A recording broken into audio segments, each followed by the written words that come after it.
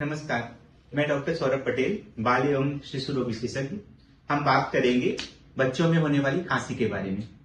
खांसी एक ऐसी समस्या है जो कि सामान्यतः हर बच्चे को रहती है और हर माँ बाप की एक कंप्लेन रहती है कि मेरे बच्चे को खांसी आती ही रहती है। सामान्यतः सर्दी के मौसम में ये समस्या ज्यादा बढ़ जाती है। तो वास्तविकता में खांसी है क्या? खांसी कोई बीमारी नहीं है। खांसी एक तरीके का प्रोटेक्टिव रिफ्लेक्स है जो हमारी सांस की नली होती है, जो नाक से लेकर के पूरे फेफड़े तक जाती है। उसमें अगर कोई सिक्रीशन या फिर बैक्टीरिया या इंफेक्शन या बग किसी तरीके से जाने की कोशिश करता है तो अंदर के जो जो लाइनिंग रहती है उसकी रिस्पॉन्स में खांसी होती है, कफ होता है और वह उसको बाहर निकालती है। तो ये जो कचरे रहते हैं, जो भी गंदगी बाहर की ओर से जा रही, चाहे डस्ट है चाहे कुछ भी, वो अंदर नहीं जा पाती है। और खांसी अगर देखा जाए तो सामान्यतः ये सांस की तकलीफ होती है, फेफड़ों की समस्या होती है, लेकिन कई बार यह दिल की बीमारी की वजह से भी हो सकती है। इसी के साथ साथ एक समस्या और होती है कि मेरे बच्चे को खांसी आ रही है, लेकिन खांसी लंबे समय तक बनी हुई है और बच्चे का वजन भी नहीं बढ़ रहा है। हमने शुरुआत में बात की थी, खांसी सामान्यतः फेफड़ों की बीमारी है, लंग्स की समस्या है। लेकिन अगर बच्चे का वजन नहीं बढ़ रहा है, बच्चे की ग्रोथ नहीं हो रही है, तो यह हार्ट की, दिल की समस्या की वजह से भी हो सकता है। क्या होता है, दिल में अगर छेद हो जाता है तो उसकी वजह से लंग्स में ब्लड का फ्लो बहुत ज्यादा हो जाता है और ऐसे में लंग ओवरलोड की वजह से बच्चे को बार बार खांसी आती है।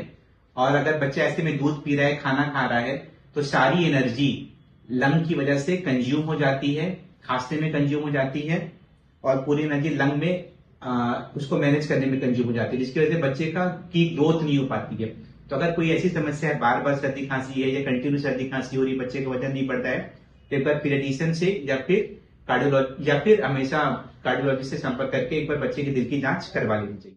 खांसी एक सामान्य समस्या से लेकर कई गंभीर अंदरूनी बीमारियों का एक लक्षण भी हो सकता है।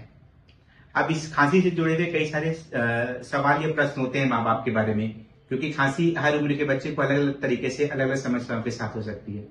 जैसे कि कई बच्चे, जैसे हम लोग देखते हैं प्रीतम बच्चों को, बहुत सारे बच्चों को देखते हैं, तो कई माओं की यह समस्या रहती है कि हमारा बच्चा प्री मैच्योर हुआ था तो इसको अक्सर खांसी आती रहती है। तो ये बहुत घबराने की बात नहीं है। प्री मैच्योर बच्चों में खांसी लंबे समय तक बनी रह सकती है।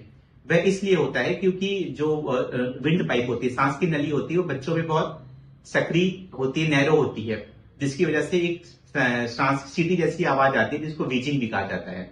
तो और जैसे जैसे बच्चा बड़ा होता है, ग्रो करता जाता है, यह अपने आप ठीक हो जाती है।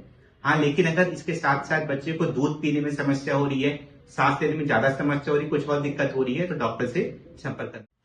लेकिन अगर बच्चे को सर्दी खांसी है और दिल की कोई समस्या है तो बहुत परेशान होने या डरने की बात नहीं है। कई कंडीशन ऐसी होती है जो मेडिसिन के साथ ठीक हो सकती है और कई कंडीशन सर्जरी के साथ या मेडिकल और सर्जिकल कॉम्बिनेशन के साथ बहुत सारी दिल की समस्याओं को ठीक किया जा सकता है। तो अगर खांसी है, ये सब चीजें नहीं हो रही, तो हमेशा इस बारे में भी एक विचार रखना चाहिए। इन्हीं के साथ साथ जो बच्चे स्कूल जाते हैं, 6, 8, 10 साल के बच्चे रहते हैं, उनके पेरेंट्स को अक्सर ये समस्या होती है कि मेरा बच्चा जब सोता है तो खर्राटे लेता है और कई बार उसकी नींद पूरी नहीं हो पाती है। तो खर्राटे होना और खांसी के साथ साथ इस टाइप की समस्या होना सामान्यतः क्या होता है कि जो विंड पाइप रहती है, सांस की नली रहती है, उसके ऊपरी हिस्से में रुकावट की वजह से होता है। हमारी नाक और गले के बीच में जो थ्रोट है, उसके पिछले हिस्से में एडिनॉइड्स होते हैं। एडिनॉइड्स का काम बेसिकली क्या है, जैसे ये इन्फेक्शन है, बैक्टीरिया, वायरस या कोई और इन्फेक्शन को बॉडी में होने से रोकते हैं। तो कई बार अगर इन्फ्लेमेशन बॉडी में ज्यादा है, इन्फेक्शन ज्यादा है या कुछ और चीजें हैं जिसकी वजह से एडिनॉइड की साइज बढ़ जाती है, तो ये एडिनॉइड्स ही विंड पाइप, सांस की नली को पीछे से कंप्रेस करना शुरू कर देते हैं, जिसकी वजह से स्नोरिंग, खर्राटे आने लगते हैं। कई बार नींद पूरी नहीं हो पाती है और बार बार सर्दी खांसी बनी रहती है एवं गले में खराश आ जाती है। माँ बाप की समस्या ये रहती है कि मेरे बच्चे को अक्सर सर्दी खांसी होती रहती है। तो कई बार क्या होता है, हवा में व्याप्त बहुत सारे एलर्जेंस होते हैं, जैसे कि डस्ट हो गया, माइट्स हो गया, जानवरों के फेदर्स हो गए, डेंडर हो गए, बैक्टीरिया इन्फेक्शन या पॉल्यूशन, तंबाकू, बीड़ी, इन सब आदि के धुएं की वजह से, वातावरण में व्याप्त पॉल्यूशन की वजह से भी बच्चों में एलर्जी हो जाती है। कुछ बच्चों की सेंसिटिविटी इनके प्रति बहुत ज्यादा होती है, तो ऐसे बच्चों में कफ बहुत फ्रीक्वेंट और बहुत जल्दी जल्दी होता है। यह एलर्जन क्या करते हैं, जब ये एलर्जन बार बार वातावरण से सांस नली में जाते हैं तो जो कफ एक प्रोटेक्टिव रिफ्लेक्स है तो वह स्टिमुलेट हो जाता है और बार बार खांसी करके इन सब चीजों को निकालने की कोशिश करता है। कई बार यह ट्रिगर इतना ज्यादा हो जाता है कि हाइपर एक्टिव एयरवे एक डिजीज हो जाती है, जिसमें थोड़ा से भी अगर स्टिमुलेशन या सेंसेशन होता है तो बहुत ज्यादा खांसी आने लगती है। लेकिन अगर बार बार खांसी ज्यादा आ रही है और इसी तरीके से आ रही है तो ऐसा होने से जो हमारी विंड पाइप रहती है, सांस की नली रहती है, उसमें यह डैमेज हो सकता है, परमानेंट नुकसान या डैमेज हो सकता है। कुछ पेरेंट्स की अक्सर यह समस्या होती है कि जैसे 5, 6, 7, 8, 10 महीने का या 1 साल तक का बच्चा है तो उसको खांसी के साथ अक्सर उल्टी होती है। तो जिन बच्चों को खांसी के साथ अक्सर उल्टी हो रही है या उल्टी के साथ खांसी हो रही है तो यह रिफ्लक्स की वजह से होता है। होता क्या है, जो हमारे ये खाने की नली होती है, इसोफेगस कहते हैं, वो स्टमक में जुड़ी होती है, पेट में जाती है। तो जब हम खाना खाते हैं या कोई भी खाना खाता है तो जो पेट के और फूड पाइप के बीच में एक वेल्व हो जाता है, वो बंद हो जाता है और ये खाना हमेशा आगे की ओर आंतों में बढ़ जाता है। लेकिन बच्चों में, इन्फेंसी में, जो 1 साल के कम के बच्चे रहते हैं, कई बार वह ढंग से डेवलप नहीं हो पाता है, वेल्व अच्छे से क्लोज नहीं हो पाता है, तो वह सिक्रीशन रिफ्लक्स ऊपर की तरफ आता है। इसकी वजह से बच्चों में अक्सर खांसी होती रहती है। तो इसको मिनिमाइज कैसे किया जा सकता है? इसमें जब बच्चे को लिटाएं तो प्रॉप्ड अप पोजीशन में लिटाना चाहिए। प्रॉप्ड अप का मतलब सर वगैरह, सर और शोल्डर का हिस्सा थोड़ा ऊपर की ओर रखना चाहिए। बच्चे को थोड़ा गाढ़ा खाना देना चाहिए जिससे कि रिफ्लक्स के चांसेस कम हो। लेकिन अगर फिर ऐसा बार बार भी होता है, ऐसी समस्याएं बार बार होती हैं और बच्चे की ग्रोथ नहीं हो रही, कुछ ज्यादा दिक्कत हो रही, तो ऐसे में डॉक्टर से संपर्क कर लेना चाहिए। 5, 7 साल, 8 साल के बच्चों के पेरेंट्स की अक्सर ये समस्या होती है कि मेरा बच्चा तो वैसे ठीक रहता है, लेकिन जब लेटता है तो उसको खांसी आना शुरू हो जाती है और कंटिन्यू बनी रहती है और ये कई महीनों से बनी हुई है।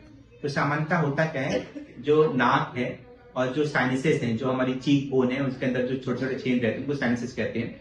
तो यहाँ से सिक्रीशंस निकलते रहते हैं और जनरली गले के में अपने आप जाते रहते हैं। लेकिन कुछ कंडीशन, जैसे कि अगर इन्फेक्शन हो गया, इन्फ्लेमेशन हो गया, या फिर नाक के अंदर कोई सी ग्रोथ हो गई, पॉलिप हो गया, ऐसी स्थिति में सिक्रीशन बहुत ज्यादा आना शुरू हो जाता है।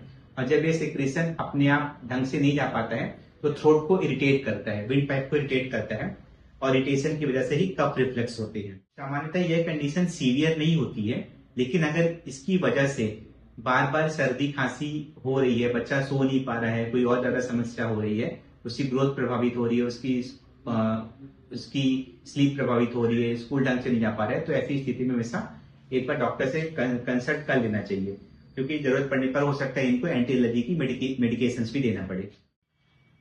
तो अल्टीमेटली कंक्लूजन ये है कि खांसी, कफ एक सामान्य समस्या से लेकर एक बहुत गंभीर समस्या हो सकती है।